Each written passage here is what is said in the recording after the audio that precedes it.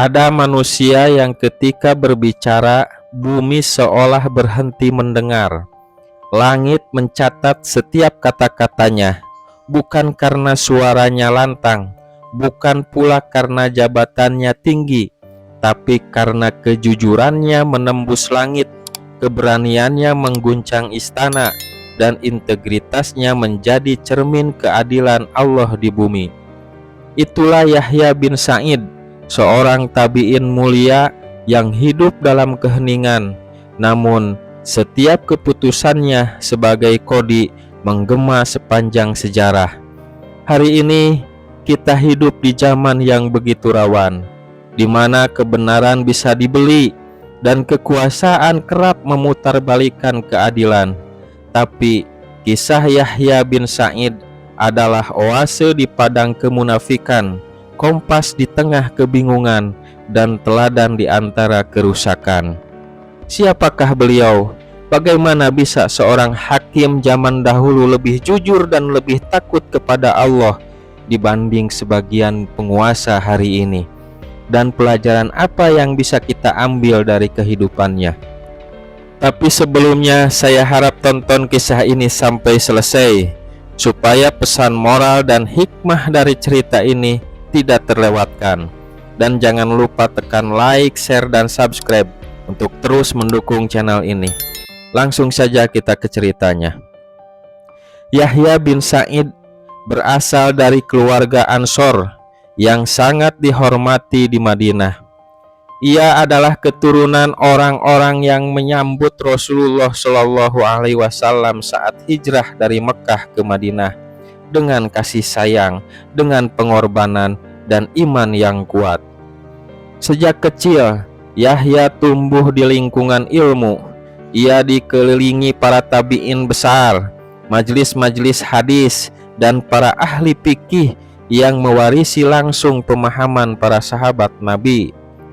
Ia hafal Al-Quran di usia muda dan dikenal karena kesungguhan dalam menuntut ilmu. Ia belajar kepada tokoh-tokoh besar seperti Sa'id bin Al-Musayyib, ulama besar dari tabi'in yang terkenal sangat ketat dalam berfatwa.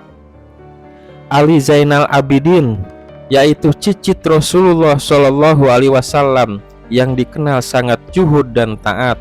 Ibnu Syihab Az-Zuhri, perintis kodifikasi hadis, dan ia meriwayatkan hadis langsung dari sahabat-sahabat Nabi termasuk Anas bin Malik. Ilmunya luas dan pemahamannya tajam, tapi ada satu hal yang melebihi semuanya, yaitu ketakwaan dan kejujurannya. Pada masa Khalifah Umar bin Abdul Aziz, Yahya bin Sa'id diangkat menjadi hakim utama di Madinah. Bahkan bukan hanya itu, ia juga diangkat menjadi gubernur wilayah Hijaz yang meliputi Mekah dan Madinah. Mengapa Umar mempercayainya?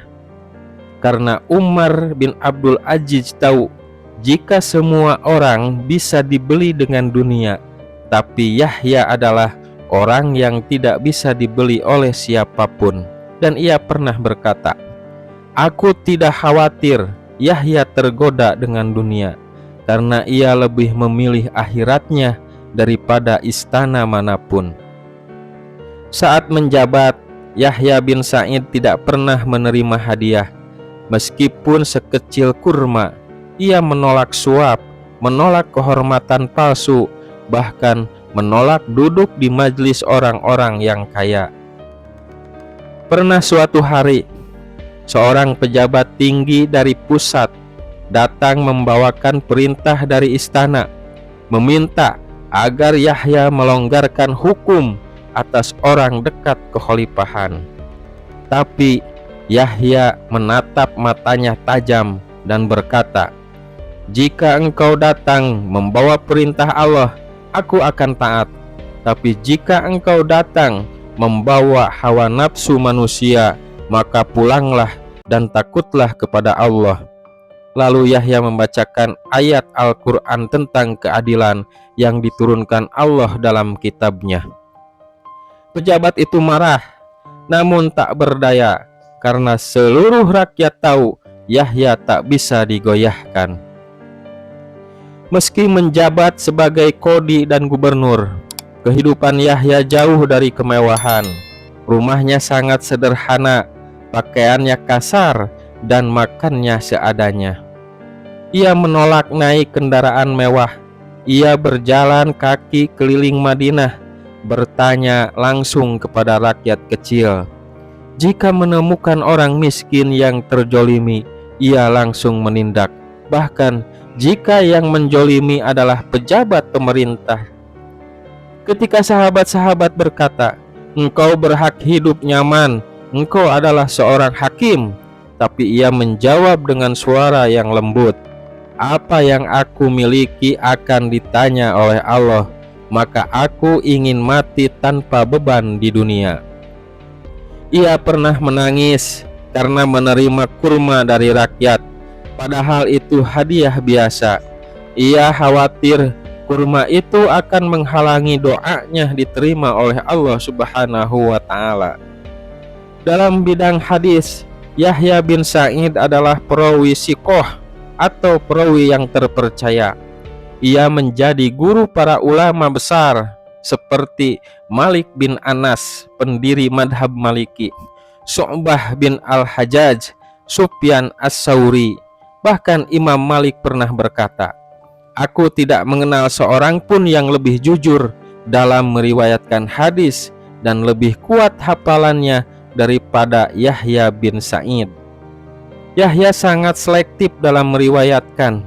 Jika ia ragu pada satu sanad, ia tidak akan meriwayatkannya, dan ia berkata, "Aku tidak ingin berdiri di hadapan Allah dengan membawa hadis palsu meski satu kata." Ketika usianya mencapai senja, Yahya jatuh sakit. Orang-orang datang menjenguk, menangis, dan berdoa. Tapi Yahya bin Sa'id tetap tersenyum, dan ia berkata, "Jika aku telah menghadap Allah dengan membawa kejujuran, maka aku tidak takut apapun.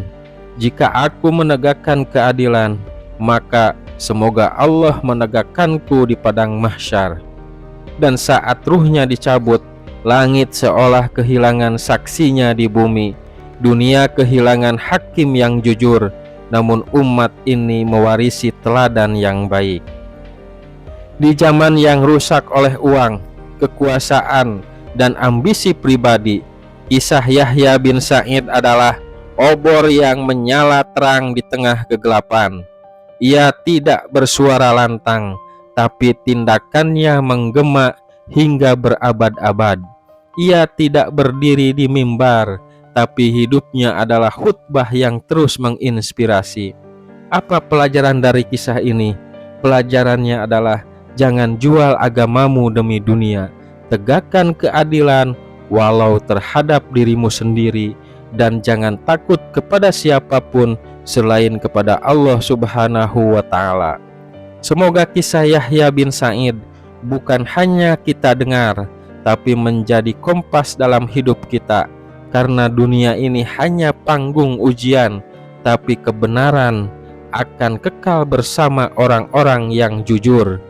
Jika kisah ini menyentuh hati kalian, jangan lupa tekan like, share, dan subscribe agar kita bisa terus menyebarkan kisah-kisah luar biasa dari sejarah Islam lainnya. Sampai jumpa di kisah-kisah berikutnya insya Allah. Wassalamualaikum warahmatullahi wabarakatuh.